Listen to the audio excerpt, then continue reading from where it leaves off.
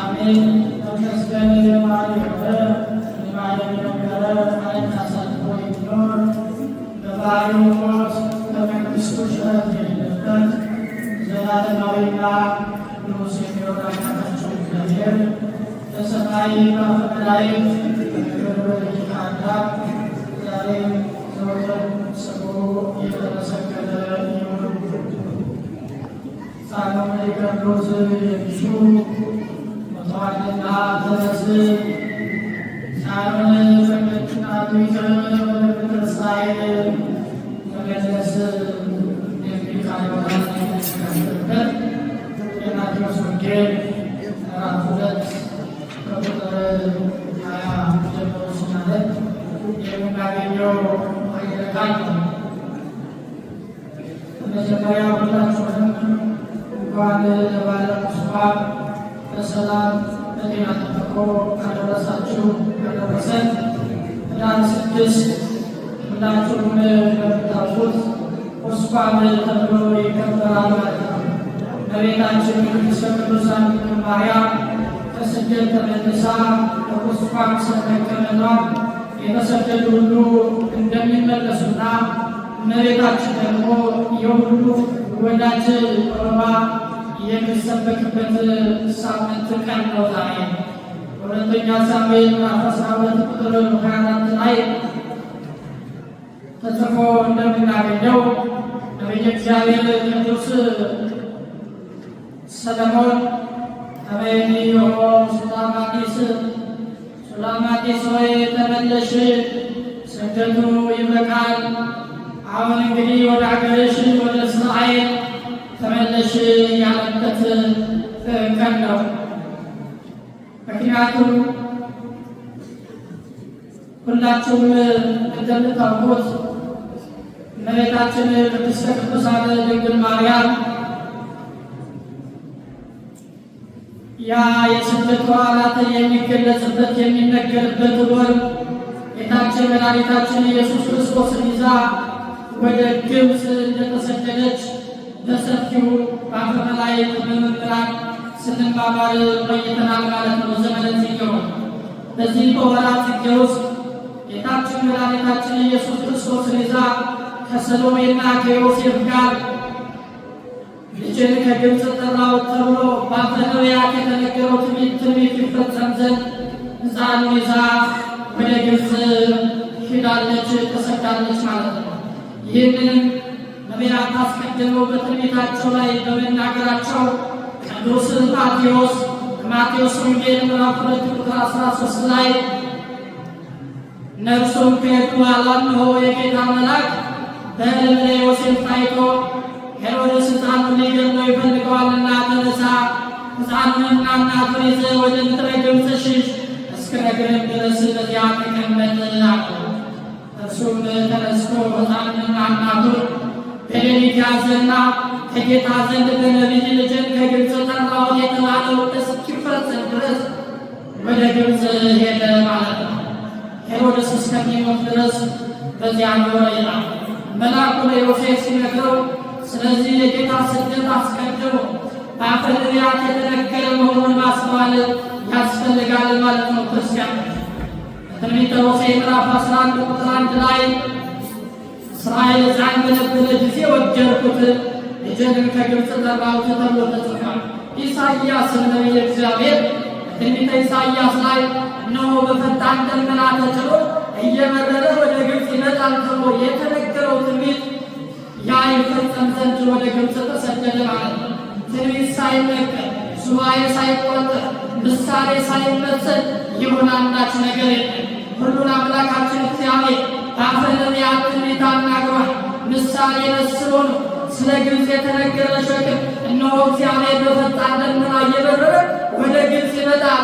የግብፅን ጣዖታት በፊቱ ይርዳሉ፣ የግብፅን ልብ በውስጧ ይቀራል ተብሎ ተጽፏል በትንቢተ ኢሳይያስ ምዕራፍ 19 ቁጥር 1 ላይ ያቺ ፈጣን ደመና የተባለችው አፍቃሪተ ረድኤት እመቤታችን ቅድስተ ቅዱሳን ድንግል ማርያም ናት። እመቤታችን በጀርባዋ ልጇን አዝላ በክንዷ እቅፍ ነው እንግዲህ ኢየሱስ ክርስቶስን ይዛ የተሰደደችው። ምክንያቱም መልአኩ ለዮሴፍ ያለው እነርሱ ከሄዱ በኋላ እነሆ የጌታ መልአክ በሕልም ለዮሴፍ ታይቶ ሄሮድስ ሕፃኑን ሊገድለው ይፈልገዋልና ተነሳ፣ ሕፃኑንና እናቱን ይዘህ ወደ ግብፅ ሽሽ፣ እስከምነግርህም ድረስ በዚያ ተቀመጥ ነው የተባለው። ማቴዎስ ወንጌል ምዕራፍ 2 ቁጥር 13። ስለዚህ በዚያ በመከራው ላይ ጌታችን ገና የ2 ዓመት ሕፃን ስለነበር አንድ ጊዜ በጀርባዋ ታስራለች፣ አንድ ጊዜ በክንዷ ትታቀፋለች። ይህን ሲናገር ነው ነቢየ እግዚአብሔር ቅዱስ ኢሳይያስ እነሆ እግዚአብሔር በፈጣን ደመና እየበረረ ይመጣል ያው። ያች ፈጣን ደመና የተባለችው ደግሞ እመቤታችን ቅድስት ድንግል ማርያም ናት ማለት ነው። ወደ ግብፅ እንደሄደና አምልኮ ጣዖታትን ልጅ ወደ ግብፅ እንደሄደ በሂደት ነግሩ ግብፅን ኋላም ደግሞ ኢትዮጵያን ለመባረክ ወደ ግብፅ ተሰደደ ይላል መጽሐፍ። ስደቱ ይህንን ነው የሚመስለው። እንግዲህ ከዳር 6 ቀን እመቤታችን ተመልሳ ቁስቋም በተባለ ተራራ ቦታ ላይ ደርሳ ያረፈችበት ቀን ነው ዛሬ ክርስቲያን። መልአኩ ቅዱስ መልአክ ማቴዎስ ወንጌል ምዕራፍ 2 ቁጥር 19 ላይ የሕፃኑን ነፍስ የሚሹት ሙተዋልና ስለዚህ እና ሕፃኑን ከእናቱ ይዘህ ወደ ምድረ እስራኤል ተመለስ። ሄሮድስ ብቻ ሳይሆን የሕፃኑን መሞት የሚፈልገው በቤተ መንግሥቱ ውስጥ ያሉት ሁሉ ናቸው። ሙተዋልና ሕፃኑንና እናቱን ይዘህ ወደ እስራኤል ተመለስ ተብሎ የተነገረበት ቀንና የተመለሰበት ቀን ነው ዛሬ። ዛሬ በቅድስት ቤተ ክርስቲያናችን የሚታሰበው የሚዘምረው ሊቃውንቱ የሚዘምሩት ይህንን ነው። አሳዳጆች ገዳዮች እንገላለን ብለው አሳደው ነበር፣ ግን አልሆነም። እናሳድዳለን ያሉት ሞቱ፣ የተሰደዱት ደግሞ በደህና ወደ ሀገራቸው ወደ እስራኤል ተመለሱ ማለት ነው። ዛሬ ቢሆን እንደዚህ ነው። ምናልባት ለዛሬ ለጊዜው ሰውን የሚያሳድዱ ሰዎች ሰውን ከመኖሪያ ቤቱ አፈናቅለው ሀብት ንብረት አቃጥለው ከፍ ብለውም ደግሞ ነፍስ ገድለው ሊሆን ይችላል። ገድለዋል፣ ሀብት ንብረት ተቃጥሏል፣ ሰዎች ተገድለዋል። ብዙ ግፍ ይሰራል። ዓለማችን ላይ ግፍ ሰሪ ያለ ግፍ የሚሰራበት አካልም አለ። ይህም ዓለም በሁለት ነገር የተመላሽ ስለሆነች ነው። ግራና ቀኙ፣ እውነትና ሐሰቱ፣ ጨለማና ብርሃኑ ላይና ታቹ የታወቀ ስለሆነ ማለት ነው። ስለዚህ አሳዳጆች ሕፃኑን ኢየሱስን ለመግደል ሄሮድስ ብዙ ሺህ ሕፃናትን አስገድሏል። በዚያ ዘመን 144,000 ሕፃናትን ገድሏል። በዚህ ምክንያት ኢየሱስ ክርስቶስን ለማግኘት ግን አልሆነ። ኢየሱስ ክርስቶስ እናቱ ይዛ ወደ ግብፅ ሲሰደድ 3 ዓመት ከ6 ወር በኋላ የሕፃኑን ነፍስ የሚሹ ሞቱ። እንገላለን ያሉት ሲሞቱ ይገደላሉ የተባሉት ደግሞ በደህና ወደ ሀገራቸው ተመለሱ። አሁን ቢሆን እኛ በዚህ ዘመን ሀብት ንብረታቸው እየተቃጠለ እኛ ዘመን እየተሰደዱ በመከራ ውስጥ ያሉ ወገኖቻችን አሉ። አሳዳጆች ደግሞ በሰላም እየኖሩ ታዲያ መቼ ነው የሚፈርደው? የሁላችሁ ልታስቡ ትችላላችሁ።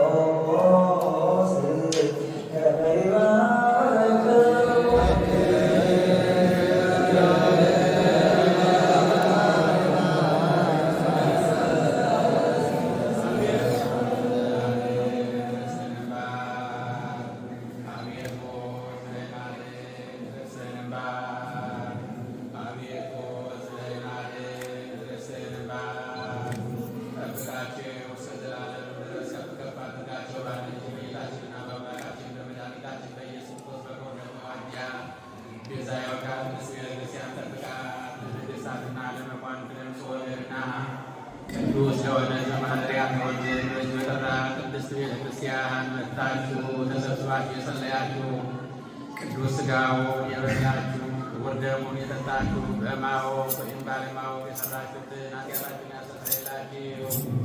አባቶች፣ ካህናት፣ ወንድሞች፣ ዲያቆናት ከዚህ የተሰበሰባችሁ ወንዶችን፣ ሴቶችን፣ ሕፃናትም ሁሉ ከኃጢአት የተፈታችሁ ጽዋን ሁሉ እናንተን ለመንግሥተ ሰማያት የበቃን የተዘጋጀን ያደርገን ዘንድ እግዚኦ መሐረነ ክርስቶስ